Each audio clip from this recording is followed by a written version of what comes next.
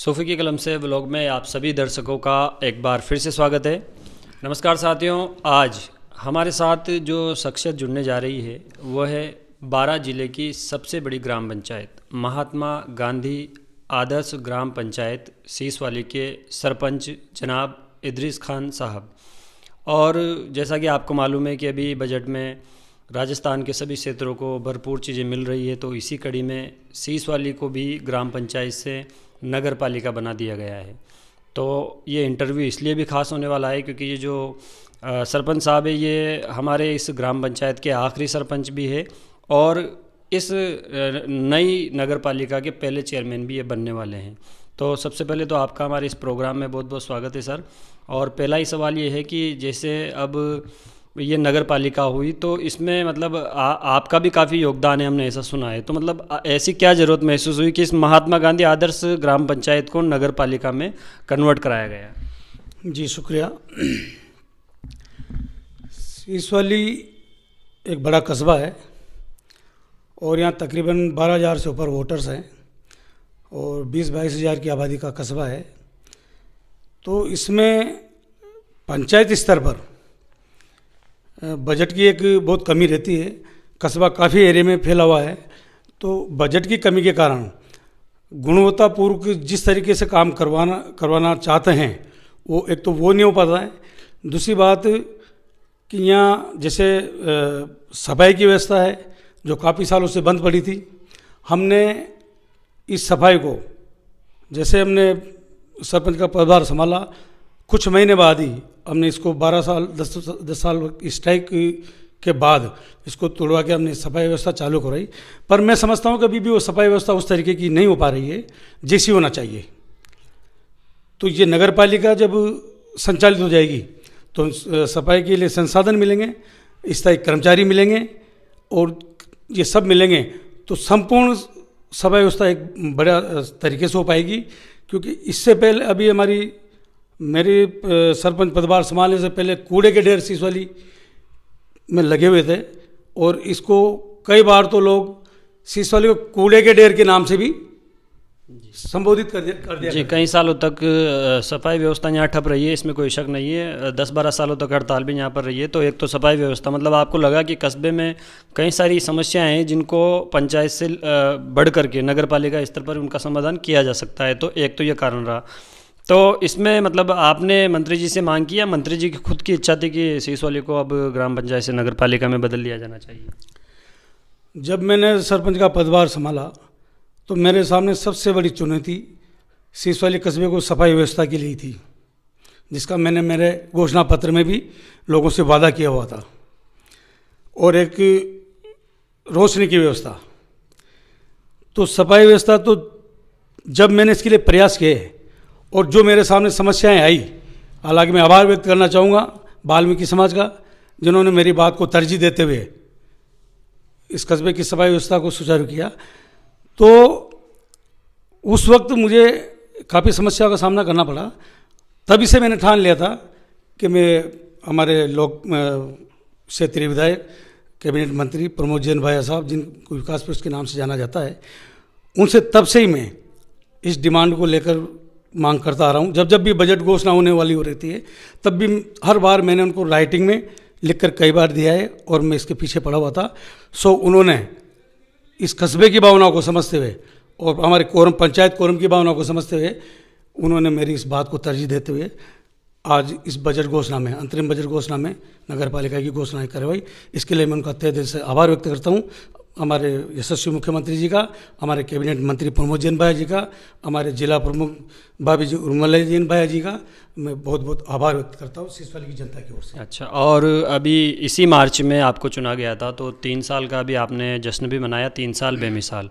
तो महात्मा गांधी आदर्श ग्राम पंचायत के सरपंच होने के नाते इन 3 सालों में आपकी क्या उपलब्धि रहा? हम चाहते हैं कि मुख्य जो बड़ी समस्याएं जो पहले थी और उनका समाधान आपने किया हो या ऐसे विकास कार्य आपने किया हो, तो संक्षिप्त में आप इन 3 सालों की उपलब्धियों को बताएं। हमारे 3 साल के कार्यकाल में मंत्री महोदय के द्वारा बालाजी पार्क में सामुदायिक भवन का निर्माण करवाया गया जो पूर्ण हो चुका है। बेरूपुरा में सामुदायिक भवन का कार्य निर्माण करवाया गया जो भी पूर्ण हो चुका है। वहाँ एक बेरुपुरा कार समाज की धर्मशाला में सुलभ शौचालय बनवाया गया, हम वो भी पूरा हो चुका है। गुजर बस्ती में बालाजी के स्थान पर बाउंड्री वाल, पूरी बाउंड्री वाल का काम पूरा हो चुका है। गुलाबपुरा शमशान की बाउंड्री का कार्य बहुत जल्द शुरू होने वाला है। एक्सचेंज की बस्ती में शमशान का कार्य बहुत जल्दी शुरू होने वाला है और इंटरलॉकिंग का कार्य भी बहुत जल्द शुरू होने वाले हैं। बेरुपुरा में शमशान का कार्य शुरू होने वाला है।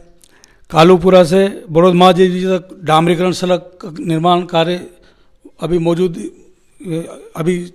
चालू है।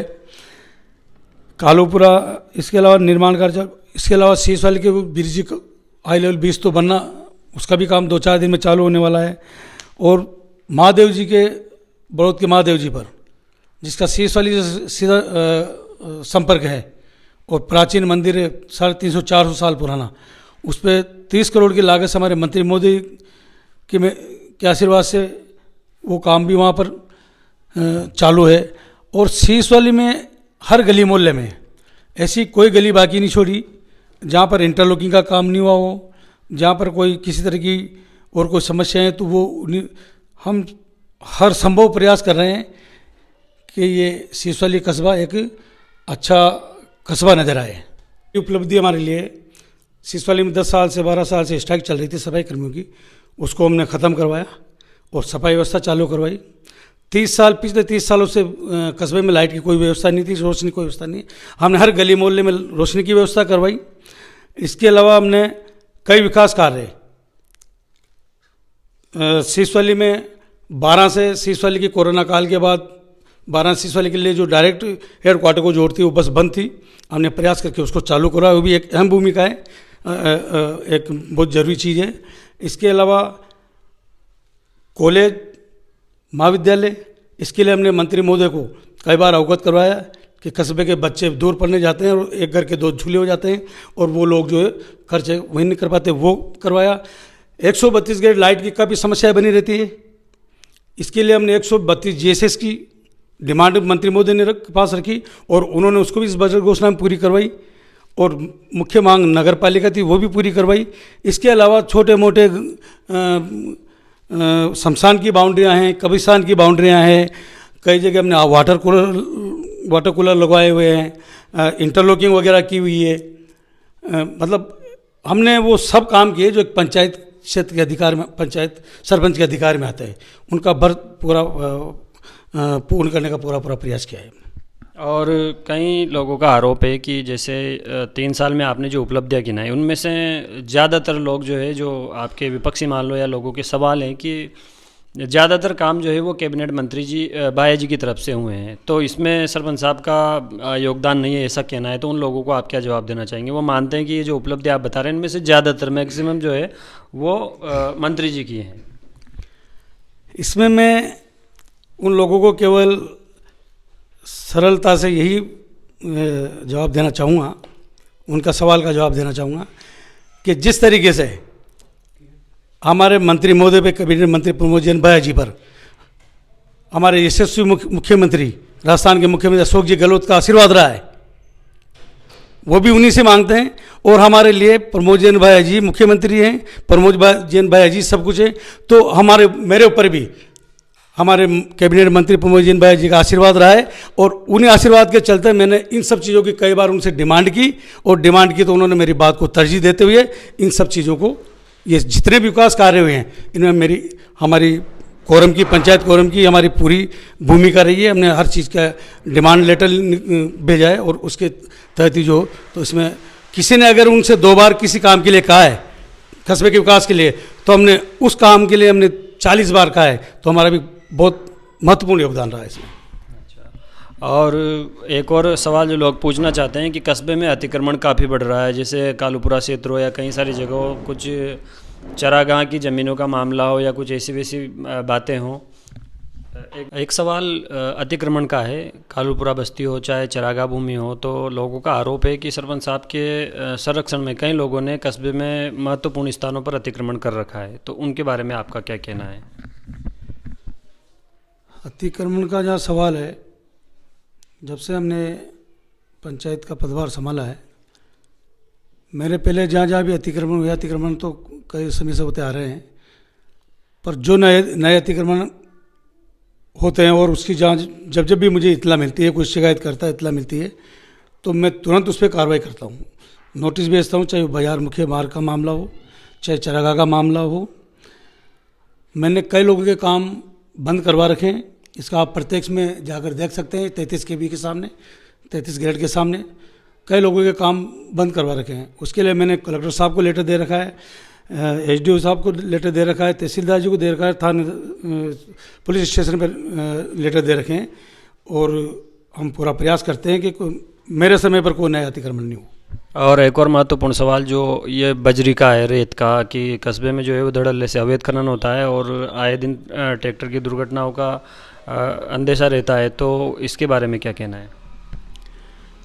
बजरी का जहाँ तक सवाल है, ये उच्च स्तर का मामला है, ये मेरे लेवल का मामला नहीं है कि मैं इसको बंद करवाऊँ या मैं इसको चालू करवाऊँ। पर फिर भी हमारे जो संज्ञान में आता है, जब ये बजरी बंद रहती है तो लोग परेशान रहते हैं, और जब बजरी चालू हो जाती है तो कुछ लोग फिर परेशान हो जाते हैं।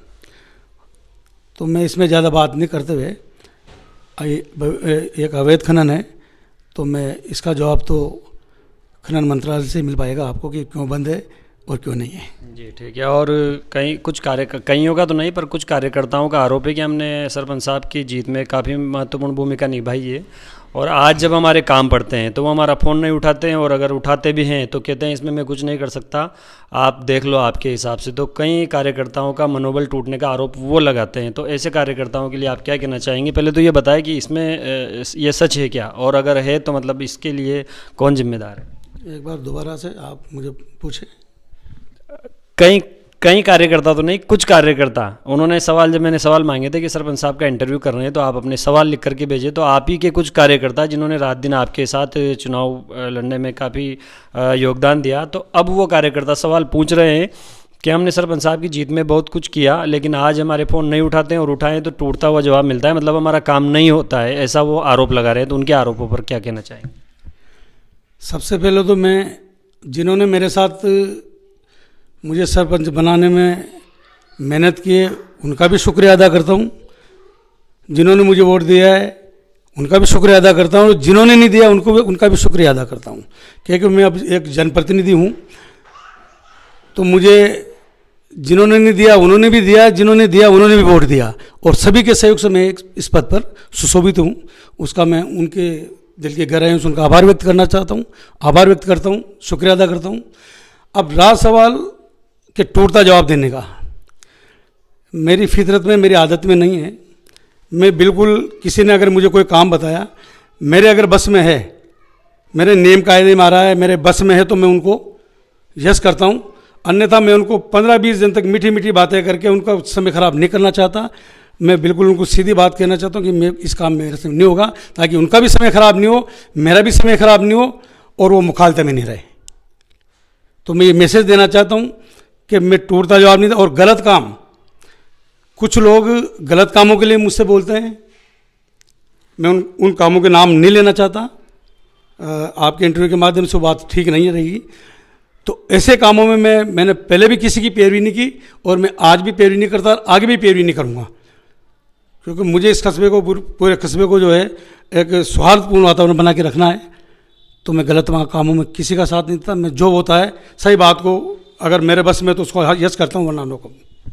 जी शुक्रिया। और जो सवाल हमारे पास आए थे उनका जवाब हम ले चुके हैं, और अब मैं एक बार फिर से नगरपालिका वाले मुद्दे पर आता हूं। चूँकि आपने काफ़ी मेहनत से कस्बे को नगरपालिका में कन्वर्ट करवाया है, तो इसकी क्या प्रक्रिया रहेगी? और पंचायत से नगरपालिका होने पर कुछ लोगों का यह सवाल भी आया था कि इसमें अब रोज़गार के अवसर बढ़ेंगे या नहीं बढ़ेंगे, क्योंकि सीसवाली में रोज़गार की भी एक बहुत बड़ी समस्या रही है शुरू से। तो लोगों का पूछना है कि अब तो मतलब रोज़गार आ जाएंगे ना, और आ जाएंगे तो कैसे आएंगे? तो इस पर भी थोड़ा बताएं। रोज़गार के लिए तो देखो, वैसे हमारे मुख्यमंत्री जी ने बजट में भी कई चीज़ें अभी आप लोगों के सामने पेश की है, और रोज़गार के कई अवसर खोले हैं। शायद इस राज्य में जितनी नौकरियां मिली है, मुझे नहीं लगता कि पिछले राज्य में मिली हो लोगों को। चाहे पैरा टीचर्स का मामला ले लो, चाहे सुविधा कर्मियों का, उनको सबको स्थायीकरण करने की पहल पे आप सब लोगों को मालूम है। रहा सवाल सीसवाली में नगर पालिका की जो रोजगार का मामला, तो जब सीसवाली बनी है 132 ग्रेड बना है, 132 जीएसएस बनेगा तो लाइट की अच्छी व्यवस्था रहेगी। तो कोई भी प्लांट को और कोई भी उद्योग को सबसे पहले जरूरत पड़ती है पानी और लाइट की, बिजली की। तो जब ये पर्याप्त मात्रा में यहाँ रहेगी तो ज़रूर कोई ना कोई उद्योगपति का किसी भी कोई प्लांट वगैरह यहाँ कई आएंगे, और जब कोई प्लांट लगेंगे, कोई उद्योगपतियों का बड़े कारोबार लगेंगे तो निश्चित ही लोगों को उसका फ़ायदा मिलेगा। और आज हमारी सीसवाली के लिए जैसे खाड़ी पर हाई लेवल ब्रिज बनने जा रहा है, जिसका 2-4-8 दिन में काम चालू होगा, क्योंकि बारिश में बाधित हो जाया करता था, करोड़ों की लागत से बनने जा रहा है। कुल मिला के एक नगर पालिका से एक नए लेवल से याद आया, वो जो एक सुरक्षा दीवार बननी थी नदी पर, उसका क्या चल रहा है इस प्रोजेक्ट? सुरक्षा दीवार जो हमारी वाल्मीकि बस्ती, मदारपुरा वाल्मीकि बस्ती और मुस्लिम बस्ती से होते हुए जो पुराने नाम से जाना जाता है कालिया का बाग, वहाँ तक वो सुरक्षा दीवार बननी है, डेफिनेट बननी है। आज ही सवेरे मेरे पास एससी साहब का, एक्शन साहब का फ़ोन आया है। अभी 3 बजे उनकी विजिट है, आज ही 3 बजे उनकी फिर से विजिट है बेरूपुरा की पुलिया बनवाने के लिए, कि कभी विजिट करेंगे और इस दीवार का भी पूरा विजिट करेंगे। दोनों साइड पे हम कोशिश कर रहे हैं कि दोनों साइड पे ये सुरक्षा दीवारें बने, कालूपुरा की साइड भी और इस साइड भी। बहुत जल्दी इसका टेंडर लगकर बहुत जल्दी इनका काम चालू होने वाले हैं। और देखा जाए तो हमारे सीसवाली में कांग्रेस सरकार के टाइम पर ही जितने भी यहाँ पर मुख्यालय खुले हैं, उप तहसील सीसवाली के टाइम पे बनी है, मॉडल स्कूल सीसवाली के टाइम पे स्वीकृत हुआ है, ये छात्रावास वगैरह, मतलब यहाँ जो भी देन है वो सब कांग्रेस सरकार की देन है। और नगर पालिका जब बनेगी तो जरूर निश्चित ही यहाँ और भी डिपार्टमेंट खुलेंगे, तो लोगों को उसकी सुविधा मिलेगी। एक और सवाल मुझे भी हाल ही में याद आया है कि जैसे आप कांग्रेस के जिला महासचिव भी हैं, तो अभी ये चुनावी साल भी है और हमारे कस्बे से दूसरी पार्टी के लोगों ने अपनी दावेदारी भी पेश की है, तो क्या आगे आपका भी ऐसा कोई चुनाव लड़ने का मूड है क्या? बड़ा कोई चुनाव लड़ना चाहते हो? देखो, मेरा कोई पॉलिटिकल बैकग्राउंड नहीं है जो मुझे विरासत में मिली हो। मैंने मेरे साथियों के जरिए, मेरे सहयोगियों के जरिए अपनी ज़मीन खुद ने बनाई है और उसके जरिए मैं यहाँ तक सरपंच के लेवल तक पहुँचा हूँ। पर विधानसभा चुनाव की जो बात है, तो हमारे सामने एक बहुत सशक्त दावेदार हमारी पार्टी में, हमारे क्षेत्र में, जिनके जैसी सेवाएं कोई नहीं दे सकता, तो हम तो उनके लिए काम करेंगे और उनके बिल्कुल वफादार सिपाहियों में हमारा नाम रहे, ये हमारे लिए बहुत बड़ी उपलब्धि रहेगी। उसी में हम समझेंगे हम विधायक हैं, हम मंत्री हैं। जी, और आखिरी सवाल, जैसे ये चुनावी साल है और ये बजट चल रहा है, तो इस बजट में कई सारी घोषणाएं हो गई, तो मतलब कस्बे के लोगों को उम्मीद है कि ये धरातल पर कब तक आ जाएगी नगर पालिका? मैं पूरे कॉन्फिडेंस के साथ आपको बता सकता हूँ, आपने बहुत अच्छा सवाल किया है। ये बहुत जल्द, क्योंकि मेरी कल ही बात हुई थी मंत्री महोदय से, उन्होंने कहा बहुत जल्द इसको मैं 3-4 महीने के अंदर मैं इसको बहुत जल्द जो है वजूद में, नगर पालिका को वजूद में ला दूंगा। अच्छा, और आखिरी सवाल के साथ इंटरव्यू ख़त्म करते हैं कि ये जो क्षेत्र की जनता है उनसे क्या कहना चाहेंगे आप? मैं क्षेत्र की जनता से बस इतना ही आह्वान करना चाहूँगा कि एक जनप्रतिनिधि का जो दायित्व होता है,